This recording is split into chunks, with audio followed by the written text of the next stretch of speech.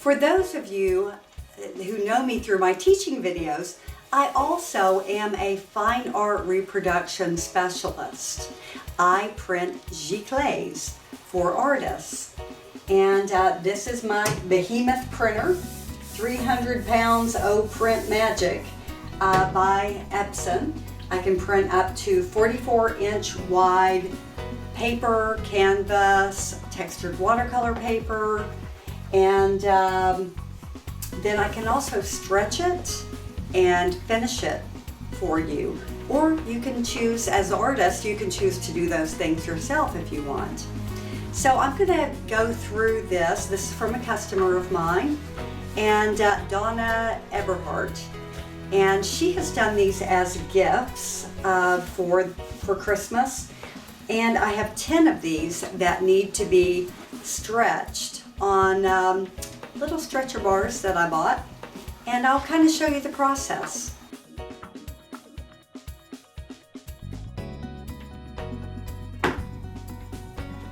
Okay, so I have already assembled this stack of little 8x10 stretcher bars.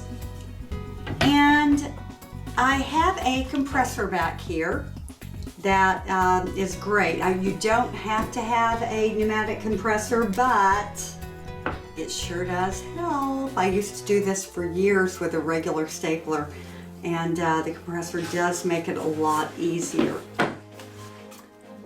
Okay, so here's the image. Now, I have to find out where to position this on the canvas.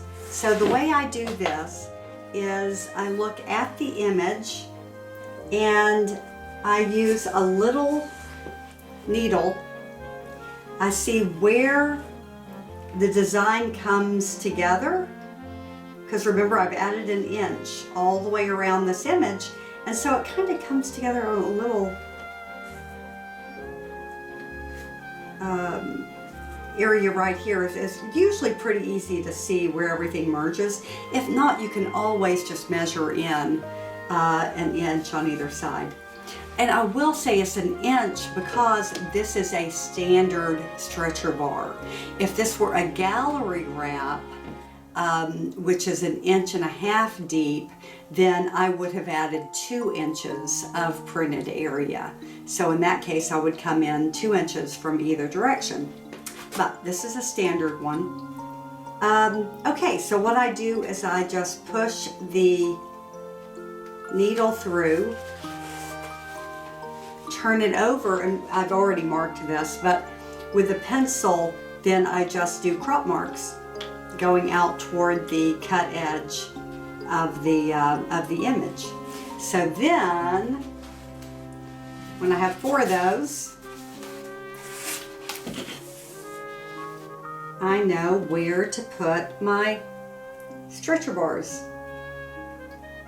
Now, the stretcher bars will be a smidge under 8x10, and that's so once you get it all folded and everything, the folds take up a little bit of room, and they won't fit in an 8x10 canvas, a frame, unless you make the stretcher bars a little bit smaller. Okay? So, with stretching, you're always working with opposites. You want to start in the center of the bar and then work outward. Press down. There you go. And then I'm going to pull right across from it as hard as I can. Now you can use little, the stretcher pliers and stuff. I find those difficult to use, so I just do it by hand.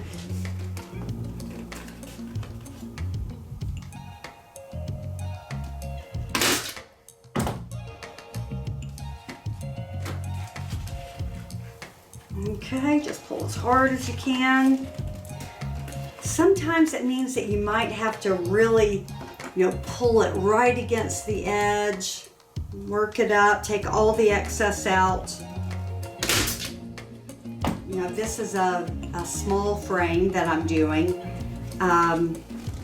You know, sometimes I'm doing really large 40-inch by 60-inch. So this is a nice small one to show you. Okay, so see how I'm working now outward from the center toward the corners. The last thing that I'll do is fold those edges.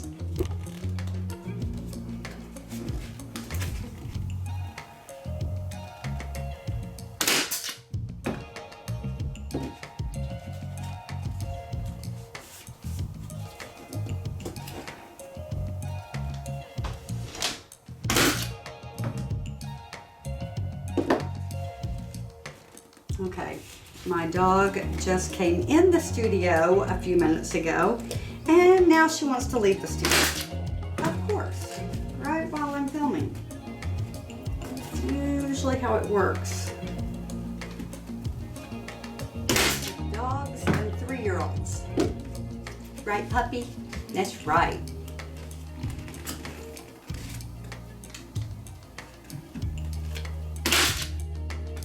I think I'm out of staples. I will reload and let the dog out.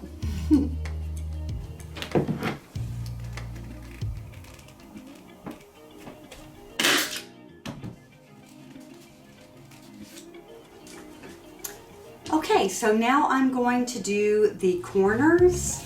Now what I do, since this is a horizontal format, I don't want that folded edge to be visible from the side. It'll be less noticeable on the top and the bottom. Okay, so I always look at the image and then determine, you know, which sides the folds are going to be on. Okay, and kind of making these dog ears. Okay, so with this excess, you're going to pinch the corner, bring that in, work it around that edge, get it nice and smooth, and you're folding it. You have to fold in the excess, and you're really going to smooth that out. Okay, see that? I'm going to take my stapler. Okay. Do one more corner here. So, okay, I'm pushing that down, and then I'm pulling this over it and smushing it as I go. So it's all folded in there.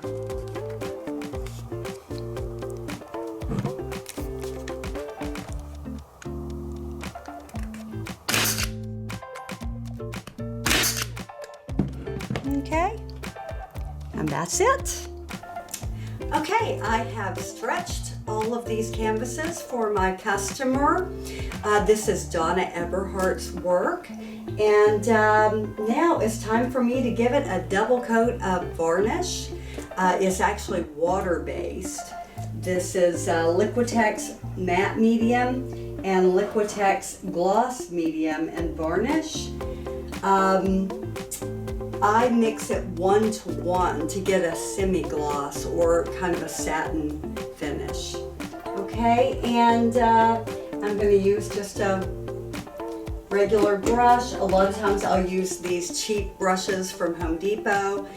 Just be careful, you're going to need to pick out some hairs that come out of it. Here we go. Okay, so I like to start on the edges.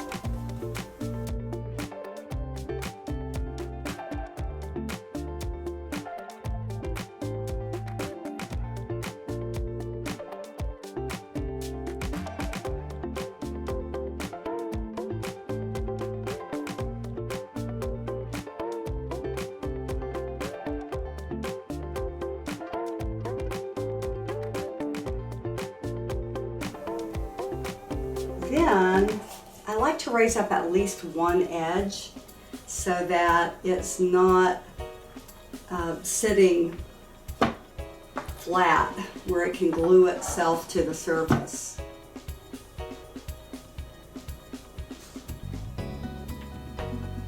Okay. Repeat 9 more times in this case. Okay, I'm going to let these dry naturally. If you need to speed up the process, you can use a blow dryer. And then I will put another coat on. So I'll go through this process again. Thanks so much for joining me today. I hope you received some very helpful information from this lesson. Please subscribe to this channel if you haven't already. Like and comment. Tell me what you liked about this lesson, what you would like to see me do in the future. I'll see you on the next one. Bye.